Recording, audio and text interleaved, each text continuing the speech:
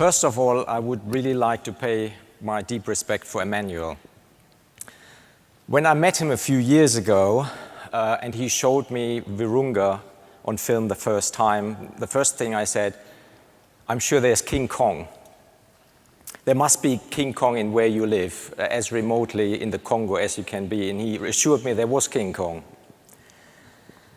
And I said, how can we help? How can we help? So today I finally came up with an idea.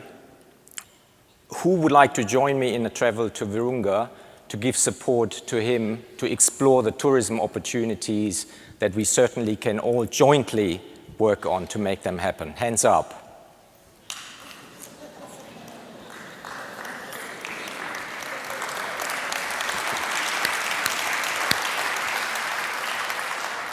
Now, the last time, I didn't tell you that, I should have. Last time I wanted to visit Virunga, then Emmanuel ended up in hospital and said, well, we'll have to postpone our trip a little bit. But I promise you our experience will be, and our odds will be better than 70% of getting out. So the power of film King Kong to Out of Africa. What inspired me 30 years ago and romanced me into going to Africa for the first time was the film Out of Africa. I ended up as a pilot early on in my life and came across this beautiful plane that I then bought and brought back to Africa to experience myself and share with our guests. There's nothing better than flying with an old biplane that actually doesn't like flying very much anymore because it's from 1929, open cockpit and flying over the plains of Africa. But is it Out of Africa that really should inspire us today? And shouldn't the film actually have been called Into Africa? Because at the end, the movie was about the romance and the passion of a few Europeans that went to Africa to make it their home. So while it was the romance that brought me to Africa and this beautiful plane, I really wanted to be part of shaping the dialogue, not just as a guest and frequent visitor, but as a resident in Africa, giving Africa's and its diverse cultures, people, and nature the opportunity to really present a different, a more contemporary way of looking at this beautiful continent. Richard Leakey, whom I just saw a couple of days ago at this very devastating and sad ivory burn in Nairobi, of course would say, we're all made in Africa, and I think that's how we should look at it. And it was 1989 when Richard, together with the then president, Moi, decided to burn his first batch of ivory. And it was actually the first time in 1989 that I came to Africa, to Kenya, for my first journey, really smelling the beauty, the soil, the nature, and the people of Africa, arriving in Mombasa and traveling by car to Tsavo East, and from there on to safari for 2 weeks. After I came back in December '89, it only took a couple of months when I was fortunate enough to be appointed CEO of an almost bankrupt company called Puma. A company that had lost money for 8 consecutive years, that was not any bigger than 100 million in sales and almost as much in debt. And fortunate because we had a new shareholder who, after 3 attempts of new CEOs in 2.5 years, I guess were kind of thinking, why not give a young guy a chance? There's nothing we can have to lose. In fact, in their books, they had already written off Puma to 1 Deutschmark at the time. I said, we can do better than that.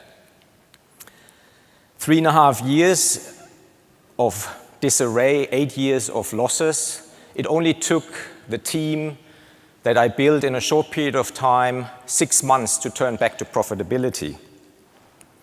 And from there, I guess you can say the rest is history.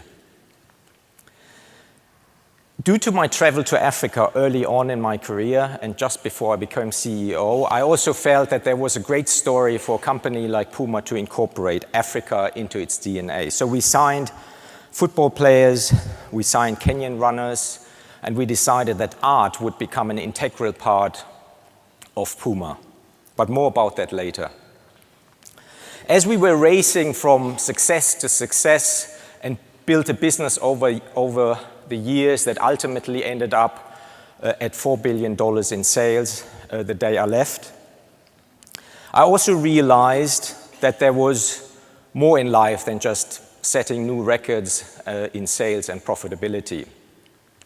I realized through my travels in Africa that business was truly responsible for many negative impacts on the planet. In fact, today, over 60% of all environmental damage is done by the top 1,000 companies in the world. So thanks to my love and my passion that I had developed over the years in Africa, I realized I needed to not only make Puma a more sustainable business, but at some point I wanted to move on in my life and do bigger things and better things, making really business a better business, a business that is clean, that is safe, that is more sustainable and socially responsible. A business that would not just look at corporate social responsibility, but a business that would make it an integral part of doing business. At that time, after the search of almost 13 years was over, I also found my place in Africa, having traveled all across sub-Saharan Africa primarily, to then end up once again in Kenya at this place called Segera in Laikipia, a place that was, when you look at photos today, was truly run down, a rundown cattle farm with little wildlife, almost at the equator, but easy to reach with no malaria from Europe. And after 20 years, almost 20 years, it was then time to say goodbye at Puma and to start my plan B, as I call it, my plan B in life.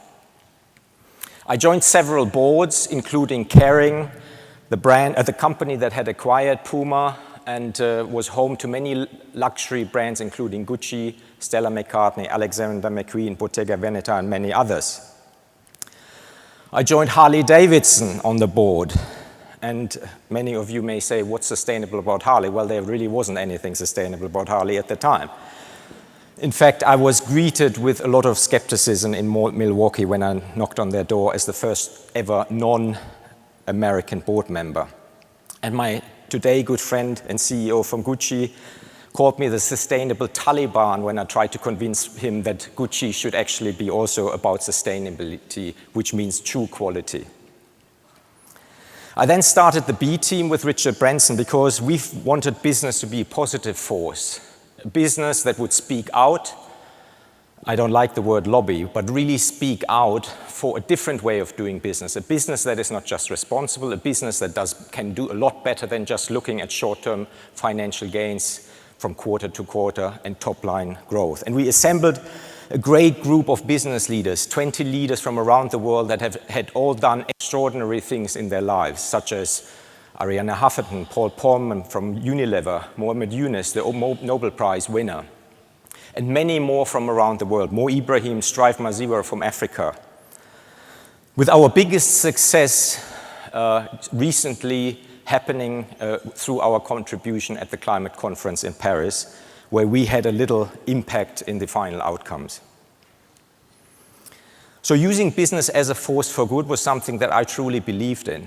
And at the time when we talked about Puma as an environmental company, there was really nobody out there that would support me in this agenda.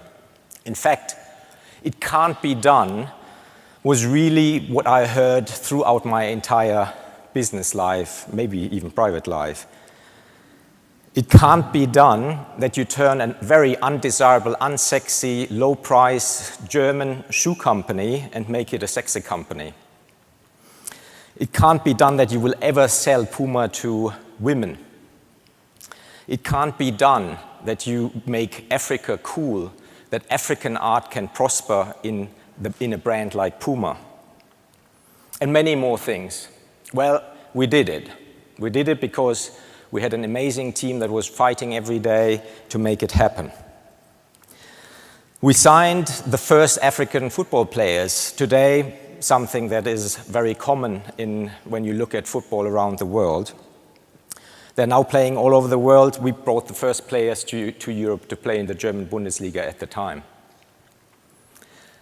We signed a young African-American tennis player called Serena Williams when she was just a young talent with a very ambitious father who thought and told everyone she would be number one, and not many believed him.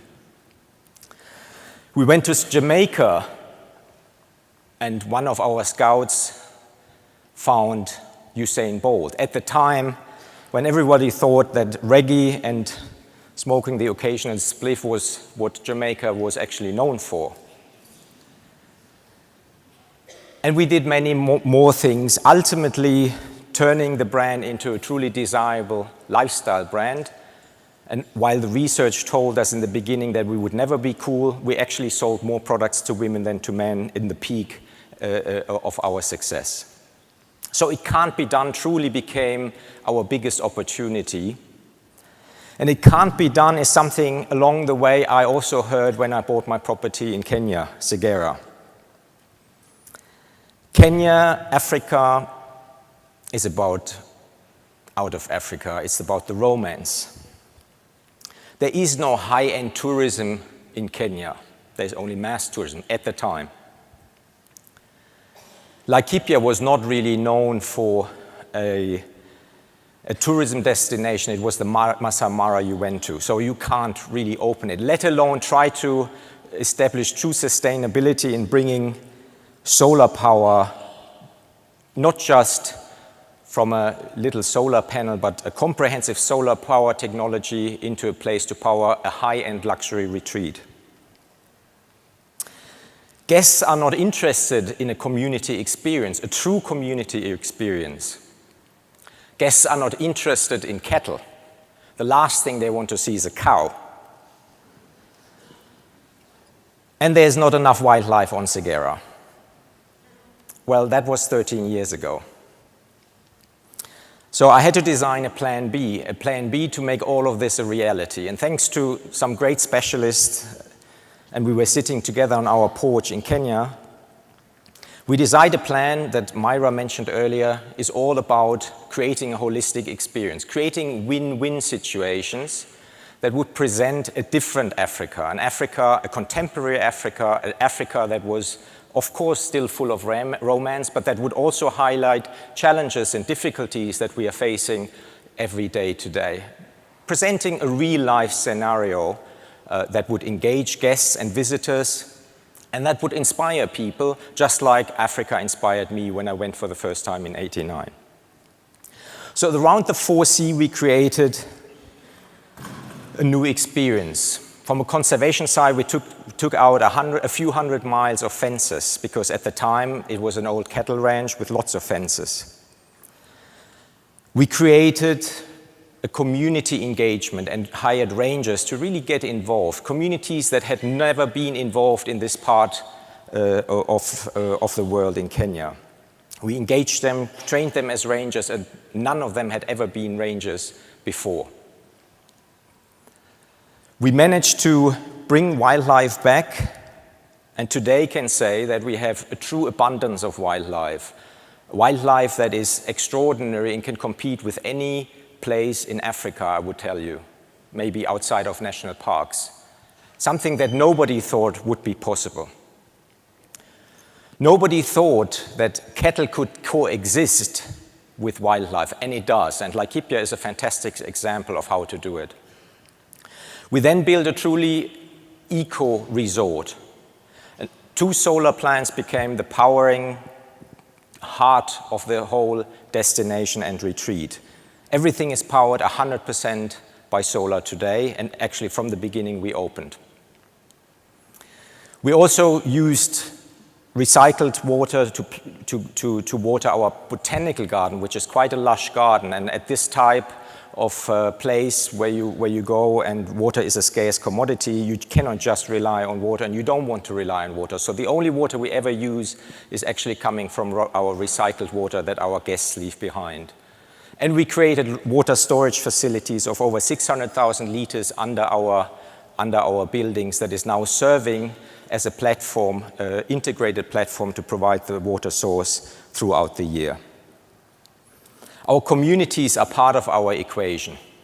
Our communities are the ones that provide us with the 200 people that are now working directly for Segera. Our communities are the ones that are delivering an experience, a true collaboration and a true experience that you can have when you visit Segera. In fact, it's a collaboration with our community because they invite us to come and see them. It's not that we invite us. And whenever we have an interaction with our various communities, which are truly diverse, and from an historical context are also not always getting along with each other, it's a dialogue of people meeting as equals. A funny story, when we go and see our communities and get invited for a new moon celebration or other ceremonies, we usually tell a story, and our guests have to tell a story. And one day, one of our guests was talking to a third-generation honey gatherer in our Samburu community. And after the honey gatherer explained what his life was all about, our guest showed a photo on his iPhone that showed him skiing in the Alps. And it took a while, and this old Mzee honey gatherer looked at our guest and said, "Why would you ever want to do that?" So intercultural dialogue is important, well recognizing that once you meet and greet and exchange, culture evolves, they don't stand still. Hence, it's a very fine balance of interacting with the cultures that are an integral part, that on one side have traditions and want to be preserved and preserve themselves, but that also evolve in a more modern and contemporary world. Culture is very important. So intercultural activities are important. Culture is much more than just history. Culture is just more than food and language. Culture is also art. And as I said earlier, I was told there is no African art. And I couldn't believe it. Of course there was African art. And we were not talking about the wood-carved elephant or giraffe that you can buy next to the market. But you're talking about enormous creativity that you can find all over Africa, and with artists, whether they're songwriters, whether they're artists that work with the earth or artists that work with different kinds of mediums, they're all coming together and never really had an opportunity to shine. And that's when we decided to make Segera the hub for contemporary African art, including the diaspora, because Africa has many roots outside of Africa today. I was told that no guest was really interested in contemporary art from Africa, and that's exactly what was not the case. Guests were truly excited, also to be confronted with sometimes challenging aspects, social, environmental, political, you name it. And today there are over 150 objects that are throughout the retreat that people get engaged with and find exciting. And the most interesting experience was actually when we presented the art to our staff and to our communities. We kind of asked them, what do you think? And there was a figure of a South African lady with horns. And then one of our gardeners said, "Is that how you Europeans see us Africans?" And I said, well, actually not. This is how a South African artist sees herself. So having a cultural dialogue that is presented from the perspective of Africa, a diverse dialogue that is dealing with the different aspects that Africa faces today, good aspects and challenging aspects. One of the biggest challenges may be to make a place like this commercially viable. We're talking about a place that is 3.5 times the size of Manhattan almost. We're talking about a place that was completely run down, overgrazed, and there was really little growing on the property. We're talking about a place that has absolutely zero infrastructure. The only thing I inherited was a Lister generator from 1919. So making it commercially viable was a huge, and still is a challenge, but we set a 20-year horizon, 20 years. It's not something you usually do in business, but we set a 20-year horizon within which we want to make sure that this place can be sustained for future generations. It's an integrated commercial approach. It's an integrated approach where you have high-end tourism that is living on a sustainable retreat, together with a ranch that is actually having cattle that coexists with wildlife. So we built an infrastructure that on one side would be meandering tracks for our guides, and on the other side also cater to a cattle infrastructure, both meeting from time to time and working in true harmony thanks to Alan Savory and his rotational grazing scheme. We have honey, we produce all our local organic food, and we are also introducing food as a culture to educate ourselves that actually eating meat is not the best thing you can do for the environment unless it's truly raised sustainably. Again, our guests are now experiencing a true interaction with their lifestyle, and it's actually the children that love to go and see our cattle herders in the morning go out and leave their cattle to the herd, and some of them love the tragic of our elephants loving our cattle and eating it at night. So it's a true interaction of, a ranch that is working and tourists that are coming to have an experience, going with our ranchers and going with our herders to experience what the true Africa in Laikipia looks like.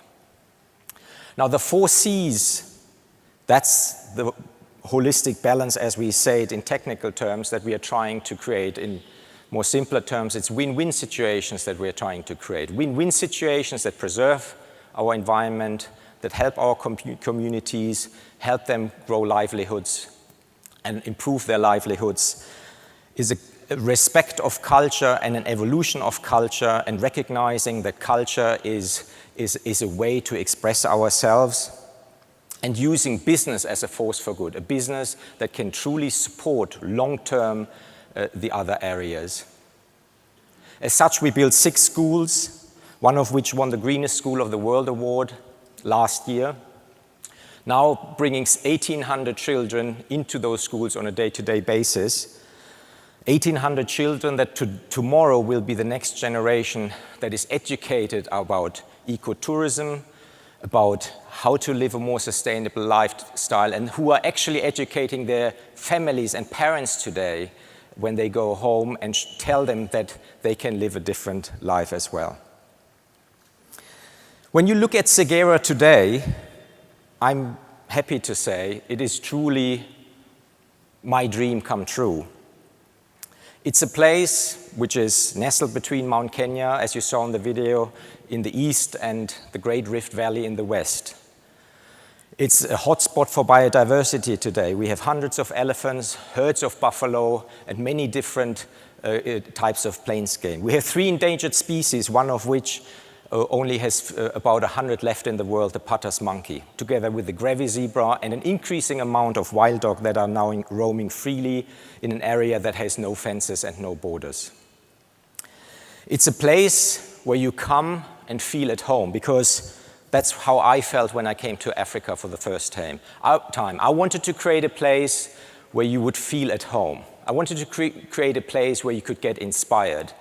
Get inspired not just through the romance and the passion that we might have for Africa, but inspired by what the contemporary Africa is all about today. The diversity, the cultures, the communities, everything we can see that is modern, that is fresh, that is new, and that people also want to say today, but also reflecting day-to-day life of Africa, not being isolated in a place where you just sort of enjoy yourself and don't know what's happening around you. It's a home away from home. It's a home where you come as a guest, and many actually leave as friends. And if you're unlucky, you also have to sing at night, because I play the guitar, so I always try and find an audience for people that can sing. So home away from home it is today, and all of that was accomplished thanks to the amazing work of the team that has been working every day on the ground. And most and foremost, Jens Kozane, who many of you know, who came from North Ireland, experienced South Africa and Germany, and ended up on Segera. And big thanks to Jens and what he has accomplished in the last 4 years. It's also thanks to the first really local Kenyan, I must say, sadly, because Laikipia is still very much in out of Africa or into Africa hands. Benaya, who is now running, thanks to the help of Mark Jenkins, who went on to work in the Selous and now the Serengeti, laying the groundwork that we have our first local manager working alongside in charge of ranch.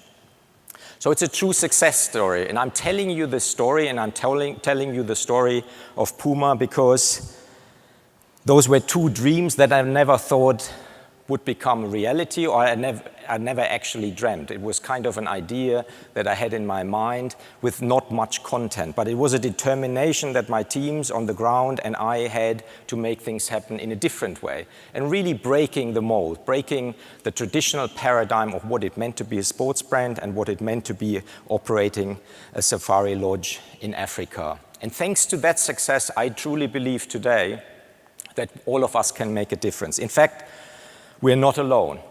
When I was sitting there on the porch on Segera, scratching my head of what we could do, and we came up with the 4 Cs, I said to myself that there must be others out there, others that have the same problems, the same experience, that don't know really what to do and how to get about it. And that's when my foundation went out and started the Long Run Alliance, which would take the philosophy and the ethos of the 4 Cs to really make it a global product that others could join. 7 years later, we are now preserving 5 million acres of land and water around the world with 70 members and supporters, many of which are now in Africa.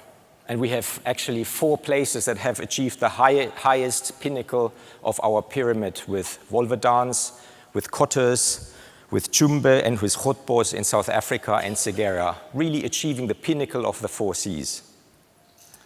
And there are more to join in the future in Africa, and I hope that all of you will join and think that we can all make a difference, because that's what we've been trying to do in the last few years.